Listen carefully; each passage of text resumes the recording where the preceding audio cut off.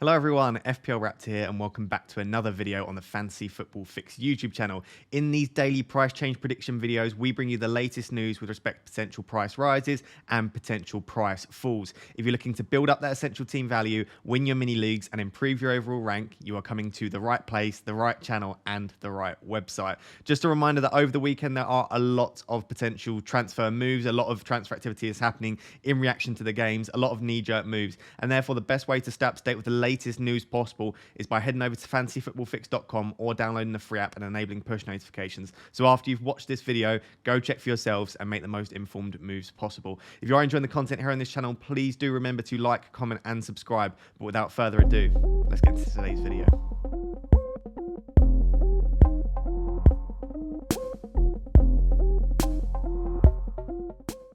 So guys, as always, we will start with the actual price changes themselves or the predicted price changes for this evening. We'll start with the price rises and then move on to the price falls.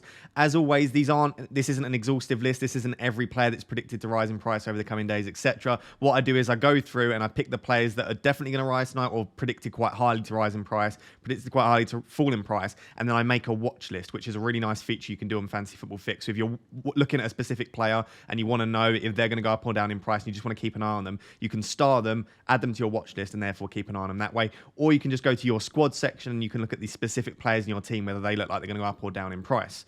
All of that being said, there are actually only 3 players at the time of recording, which is about 5:30 on Sunday afternoon, of course. There are only 3 players that predicted to rise in price at the time of recording, and those are Ramsdale, Chilwell, and Hwang. Ramsdale, of course, we said was quite close yesterday, didn't quite get the rise, but he's now over 100%. He's at 107.5%, and he's rising at 2% per hour. And just a reminder that they need to be above 100% for us to predict a price rise, and below minus 100% for us to predict a price fall. Chilwell is also above 100%. And he is rising at 1.5% per hour. Of course, Reece James got the price rise last night. Chilwell didn't quite, so we expect Chilwell to follow his teammate and fellow fullback this evening and rise in price.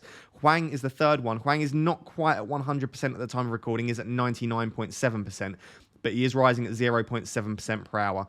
That isn't very high, but it does mean by the time the price changes happen in the early hours of the morning, he should be at about 103, 104%. Obviously, he plays on Monday night, so he might therefore get the rise before the game. But if he doesn't, it might be very dependent on what happens on Monday evening. If he bangs, then of course he will rise in price. If anything happens like a red card or an injury, he might not quite get that price rise.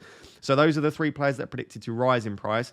With respect to potential price falls tonight, there again are 3 players, and those are Diaz, Calvert-Lewin and Alonso. We spoke about Calvert-Lewin and Alonso yesterday. Both were very close, but didn't quite get their price fall. Calvert-Lewin, again, is just on that boundary of 100%. Alonso is well and truly under, or he's below 100%, minus 100% now, and he's falling at -2. So I do expect both to fall in price tonight, but falls can be a little bit more difficult to predict than price rises. So just keep an eye on them is my best advice for that. But the one that is definitely of interest is Ruben Diaz. Now, he's at minus 95.5% progress, and he's falling at minus 1% per hour. So again, that will be very, very touch and go, but it's essentially, it comes down to what price you bought him at as to whether you need to panic or worry about this. I bought Ruben Diaz at 6.1 million. He's now 6.2 million. So if he falls back to 6.1, it doesn't affect my selling price. Whether he's 6.2 or he's 6.1, I can only sell him at 6.1 million. Because remember, a player needs to increase 0.2 million for you to be able to sell them for 0.1 million pound profit. If you bought him at 6 million, him falling from 6.2 to 6.1 will affect your selling price. So that is something to consider. Just look at the price that you bought him at. There are also some other players that I've just noted here. Salah, Livramento, Gallagher and James all look like they might rise in price tomorrow at their current rate of progress. James is a very interesting one. He only rose last night, but he's still being brought in at 3.2% per hour. So he looks like, whether it's tonight, whether it's tomorrow, whether it's the next day, he does look like at some point this week he will get a double rise. So if you're going to jump on James, you can maybe wait. I reckon you're fine for tonight, but maybe later in the week, just keep an eye on it because he looks like he will get another rise at some point. And then John Stones is sort of touch and go. He was very, very close to 100%. But then people stopped selling him because Laporte's sending off. And because of Laporte sending off, we assume that Stones will start the next couple, potentially the next 3 or 4, if Laporte then takes a while to come back or he plays in the UCL, for example. So keep an eye on Stones. If you're looking to bring him in, I would wait just in case he does get a price fall. But I would suggest now, because he's not below minus 100% and because people will stop selling him, that he might not get that price fall at all.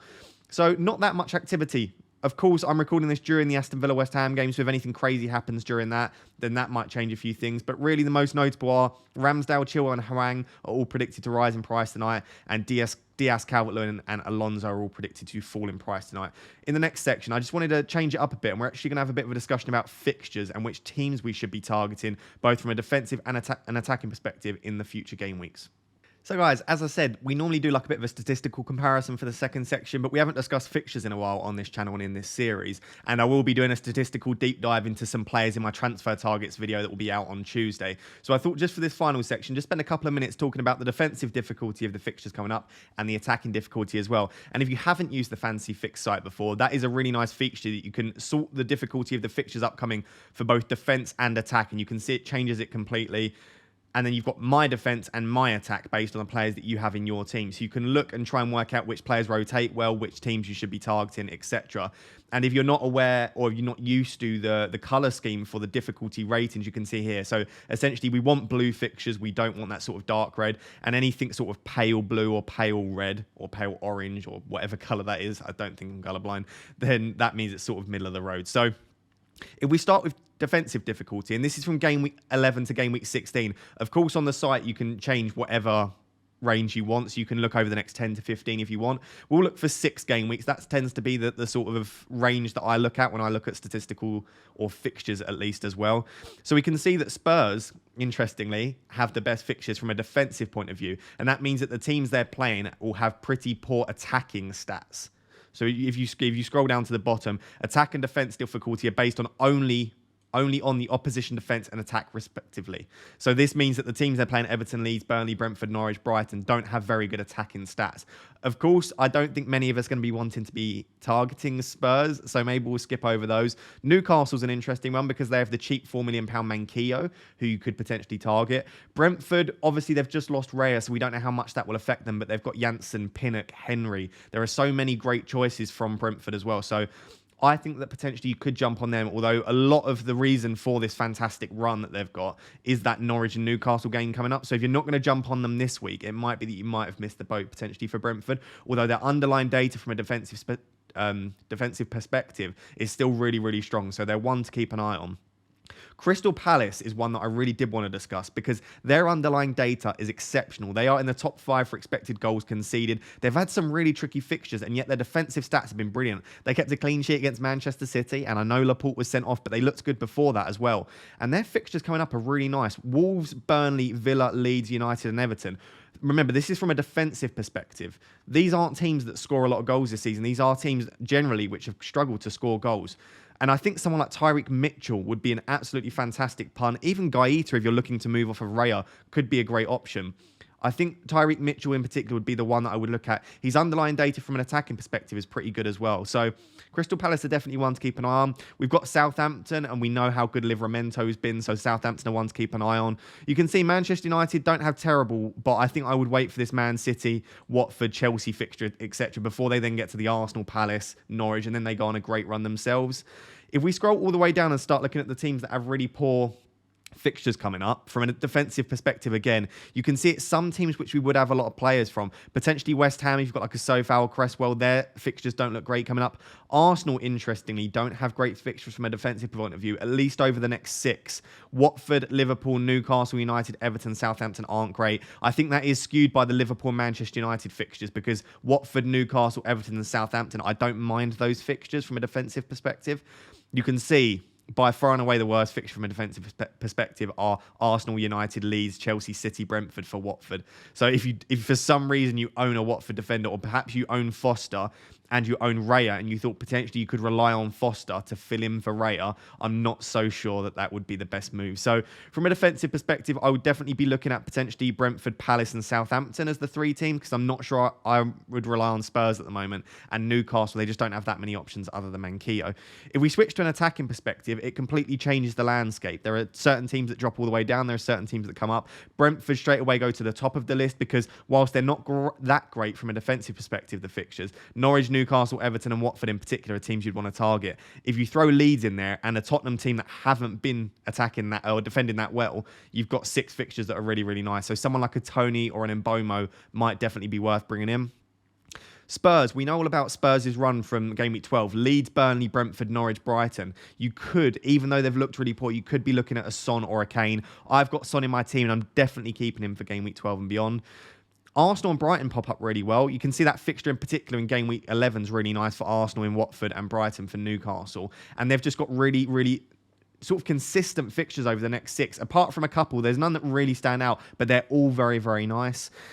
And then if we scroll all the way down and look at the teams which are looking like the fixtures are really tough coming up, West Ham's another one. So if you own Benrahma or Antonio, you might potentially want to look at offloading one of them. It might be Benrahma, it might be Antonio. Again, I'm recording this in the middle of the West Ham game. So if West Ham look really, really good in the second half, it might be that you say, do you know what, we're just going to hold them through these tough fixtures. But Liverpool, Wolves, City, Brighton, Chelsea, and Burnley is quite an easy fixture. Brighton's not a terrible one, but generally speaking, I wouldn't look at these and say they're great fixtures from an attacking perspective.